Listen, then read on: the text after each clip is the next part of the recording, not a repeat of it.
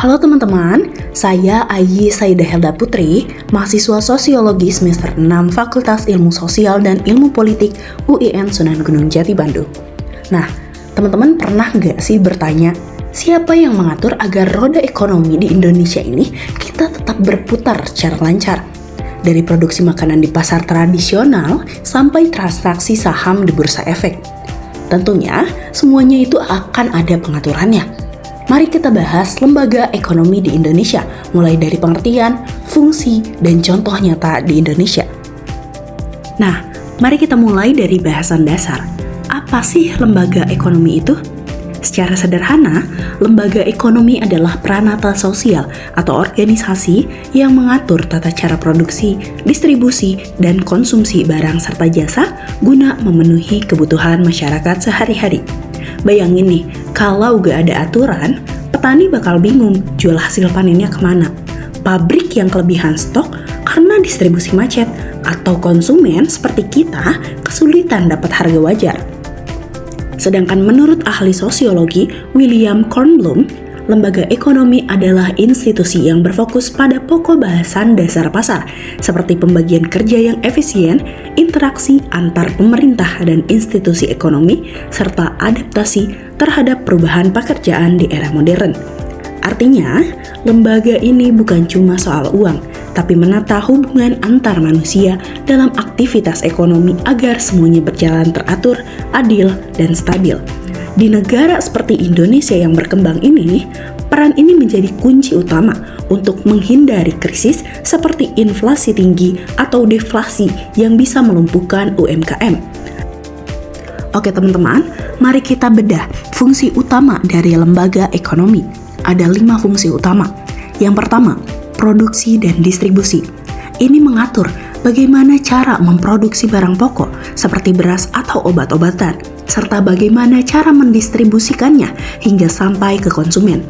Misalnya, petani dari Jawa Barat akan langsung mengirimkan ke pasar di Jakarta. Tanpa hal ini, kelaparan bisa terjadi di suatu daerah, sementara stok akan menumpuk di daerah yang lain. Yang kedua, penggunaan tenaga kerja. Hal ini mengatur sistem pengupahan, perekrutan, dan pemutusan hubungan kerja atau PHK. Di Indonesia, hal ini sangat penting karena kita memiliki tenaga kerja muda yang melimpah, tetapi tetap butuh perlindungan agar tidak dieksploitasi. Yang ketiga adalah jual beli, mengatur lalu lintas perdagangan, termasuk penentuan harga jual beli barang atau jasa. Yang keempat, pelaku ekonomi, menghubungkan semua aktor rumah tangga atau konsumen, perusahaan atau produsen, negara atau regulator, dan luar negeri ekspor-impor agar aktivitas ekonomi mengalir lancar seperti sungai. Yang terakhir, ada pengendalian keuangan. Lembaga seperti bank mengendalikan peredaran uang agar tidak menimbulkan dampak negatif seperti gelembung kredit atau kekurangan likuiditas. Nah teman-teman, fungsi-fungsi ini saling terkait. Jika satu saja goyah, efek domino bisa membuat resesi nasional. Oke teman-teman, saatnya kita membahas contoh lembaga ekonomi di Indonesia. Yang pertama, dari sistem perbankan, mulai dari Bank Indonesia sebagai bank sentral, bank umum seperti BRI, Mandiri, BNI, BCA, hingga Bank Pengkreditan Rakyat atau BPR, dan Pegadaian untuk kredit mikro. Yang kedua, ada BUMN strategis, PLN untuk listrik, Pertamina untuk BBM, Garuda Indonesia untuk transportasi udara, dan Bank Mandiri. Lalu yang ketiga, ada pasar tradisional yang sangat ramai di pinggir jalan, pasar induk seperti Pasar Induk Kramat Jati, dan Bursa Efek Indonesia atau BEI untuk pasar modal modern. Pasar termasuk lembaga ekonomi sebab berfungsi sebagai wadah utama aktivitas produksi, distribusi, dan konsumsi untuk memenuhi kebutuhan hidup masyarakat.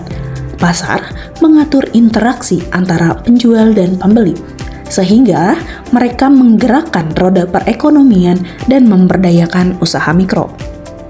Oke teman-teman, terakhir kita akan membahas peranan nyata dari lembaga ekonomi di Indonesia, salah satunya adalah BUMN. Yang pertama, dia sebagai penyedia barang dan jasa vital. benda pokok seperti listrik maupun air bersih tidak bisa dibiarkan full kepada swasta karena ini adalah hak dasar dari rakyat. Yang kedua, sebagai pengelola sumber daya alam, BUMN mengelola kekayaan alam untuk kemakmuran rakyat. Yang ketiga, sumber pendapatan negara. BUMN berkontribusi besar terhadap APBN melalui pajak dan PNBP. Yang keempat, sebagai agen pembangunan. BUMN seringkali menjadi pelopor dalam pembangunan sektor yang belum diminati swasta. Yang kelima, sebagai penggerak ekonomi masyarakat. BUMN seperti PT Pos Indonesia dan perbankan BUMN mendorong logistik dan akses permodalan bagi usaha kecil dan menengah. Akhirnya, dalam kestabilan ekonomi di Indonesia, lembaga ekonomi memiliki peranan yang sangat vital dalam mengatur keseimbangan interaksi jual-beli antar manusia. Terima kasih. Assalamualaikum warahmatullahi wabarakatuh.